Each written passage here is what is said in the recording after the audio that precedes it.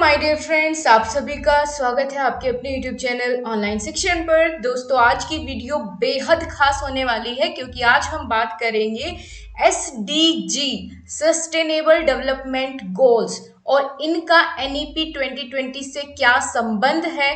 आपके इंटरव्यू में यहाँ से क्वेश्चन कैसे कैसे पूछा जाएगा और ये वो वाली बात होगी, अगर आपने इस टॉपिक को कवर कर लिया तो ये वो वाली बात होगी कि एक तीर से दो निशाने। तो मैं बता देती हूँ पहले कि यहाँ से क्वेश्चन किस प्रकार आपके इंटरव्यू में पूछा जा सकता है। ये एक बहुत ही इंपॉर्टेंट करंट का टॉपिक है क्योंकि एसडीजी यानी सस्टेनेबल डेवलपमेंट गोल 2015 में शुरुआत की गई थी इनको निर्धारित किया गया था और 2030 तक इनको पूरा करना है। ठीक है, सस्टेनेबल डेवलपमेंट गोल्स वैसे तो 17 है, 17 निर्धारित किए गए थे, लेकिन इनमें से एक ही आपको जानकारी रखनी है जो कि एजुकेशन से रिलेटेड है और वो है चौथे नंबर का यानी एसडीजी 4।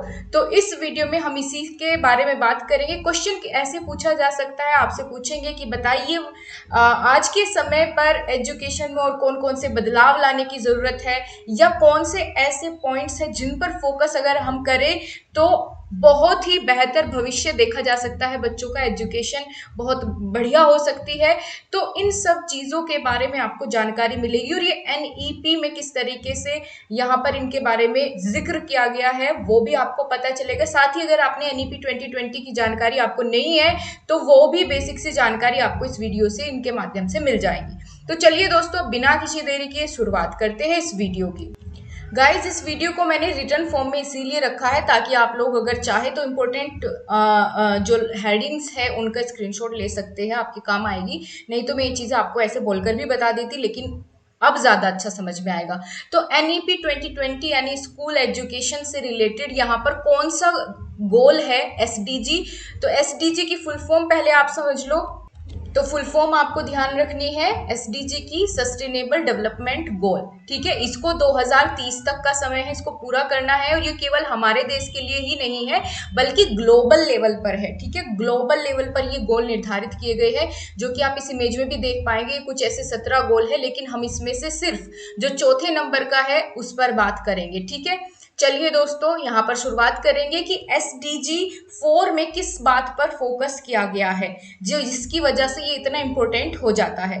तो इसमें क्या कहा गया है कि ensure inclusive and equitable quality education and promote life long learning opportunity for all. इसमें क्या कहा गया है एसडीजी 4 में कि भाई इंक्लूसिव और इक्विटेबल क्वालिटी एजुकेशन मिले सभी को, है ना, इक्वली मिले सभी को और साथ ही साथ सबको लाइफ लॉन्ग लर्निंग की अपॉर्चुनिटीज मिले।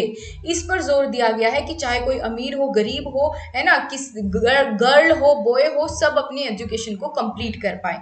अब इस गोल के अंदर कुछ सब पॉइंट्स भी हैं, उन पर हम बात करेंगे और वे एनईपी से कैसे यहाँ पर रिलेट किए गए हैं या एनईपी को ला करके सरकार ने इनको पूरा करने के लिए क्या क्या अपनी तरफ से प्रयास किया है वो हम बात करेंगे।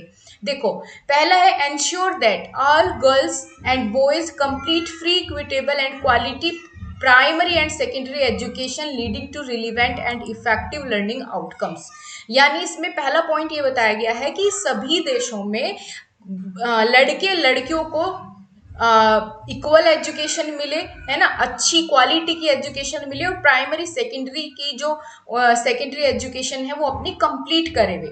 तो इसके लिए सरकार ने क्या यहाँ पर फैसला लिया है, एनईपी 2020 के माध्यम से इन्होंने अपना एम रखा है इस एसडीजी के गोल को पूरा करने के लिए। क्या क्या एम है इनका, तो आपने एनईपी को पढ़ा होगा, उसमें दिखाया गया है कि GER यानी gross enrolment ratio pre school to primary education, यानी प्री स्कूल से लेके सेकेंडरी एजुकेशन तक 100% GER रेशो हमें करना है 2030 तक। मतलब GER ग्रोस एनरोलमेंट रेशो यानी सभी बच्चे नामांकन करवा ले, कोई भी बीच में एजुकेशन को छोड़ के ना जाए, है ना, सेकेंडरी एजुकेशन तक 100% ये रहे। तो एनईपी में इस तरीके से सरकार ने इस पर कदम उठाया है एनईपी के माध्यम से।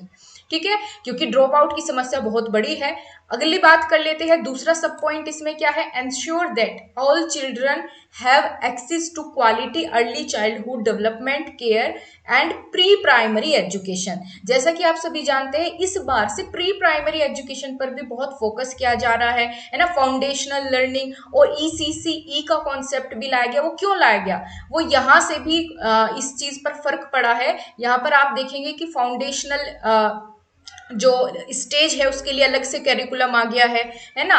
तो यहाँ पर NEP ने क्या एक्शन लिया है इसके ऊपर, aim to achieve universal foundational literacy and numeracy in primary school by 2025 with focus on disadvantaged and marginalised groups. यानी जो डिसएडवांटेज्ड एरिया है, ग्रुप्स है, उनको भी यहाँ पर जो फाउंडेशनल लिटरेसी न्यूमरेसी FLN के तहत जो निपुण भारत कार्यक्रम चलाया गया है, इन सब के तहत उनको प्री प्राइमरी एजुकेशन उनको दी जाए और 2025 तक इस गोल को अचीव करने का यहाँ पर निश्चय किया गया है। अगला इसमें सब पॉइंट है कि ensure equal access to affordable quality technical vocational and tertiary education. यानी यहाँ पर वोकेशनल ट्रेनिंग पर भी जोर दिया जाए, ये भी SDG के अंदर कहा गया है। तो आप लोग जानते हैं कि भाई हमारी जो NEP आई है, नेशनल एजुकेशन पॉलिसी आई है 2020, उसमें साफ साफ कहा गया है, इस पर इंपॉर्टेंस दी गई है वोकेशनल ट्रेनिंग पर अप टू 6th क्लास, ठीक है, सॉरी 6th क्लास से लेकर के, है ना, इम्फेसाइज किया गया है कि वोकेशनल ट्रेनिंग देंगे हम भी। तो ये इस तरीके से इसका समाधान हो गया। अगला यहाँ पर पॉइंट है, eliminate gender disparities in education and ensure equal access to affordable and quality technical vocational and tertiary education. तो यहाँ पर क्या कहा गया है कि भाई जेंडर डिस्पैरिटी से हट करके हमें सभी को एंश्योर करना है कि इक्वल अफोर्डेबल क्वालिटी एजुकेशन मिल रही हो। तो इसको लेकर के हमने, हमारे देश ने कह लीजिए NEP के माध्यम से इस पर इम्फेसाइज किया है और इस इम्फेसाइज किया है क्वालिटी एजुकेशन पर और इंक्लूजन पर, ठीक है।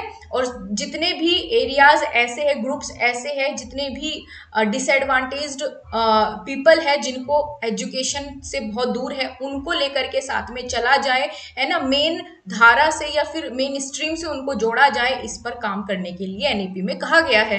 तो आई होप आपको ये SDG 4 का कॉन्सेप्ट क्लियर हुआ होगा। पहले तो आप ये समझ लीजिए कि कौन सा SDG है, ये 4 है, चौथे नंबर पर दिया गया है आपका एजुकेशन से रिलेटेड जो आपका गोल है। कुल इसमें 17 है, बस आपके काम का चौथा है, जिसके बारे में हमने सारे सब पॉइंट्स भी जान लिए हैं। और मोटा मोटी बात करें तो इसका क्या काम है, इसका फोकस क्या है, ये एंश्योर करना कि हर एक बच्चे को लाइफ लॉन्ग लर्निंग की अपॉर्चुनिटीज मिले, है ना, इंक्लूसिव एनवायरनमेंट मिले, इक्विटेबल क्वालिटी एजुकेशन उसको मिले। तो ये मोटा मोटी इसकी बात हो गई। आई होप आपको ये चीज समझ में आई होगी और बहुत अच्छे तरीके से आप इसको अपने आंसर में इनकलकेट कर पाएंगे। अगर आपको वीडियो पसंद आई है तो कमेंट सेक्शन में जरूर लिखिए और लाइक का बटन जरूर प्रेस कर दीजिए, अपने फ्रेंड्स को भी शेयर करिए। ऐसे ही और वीडियोज के लिए मिलते हैं आपसे नेक्स्ट वीडियो के साथ, तब तक के लिए नमस्कार।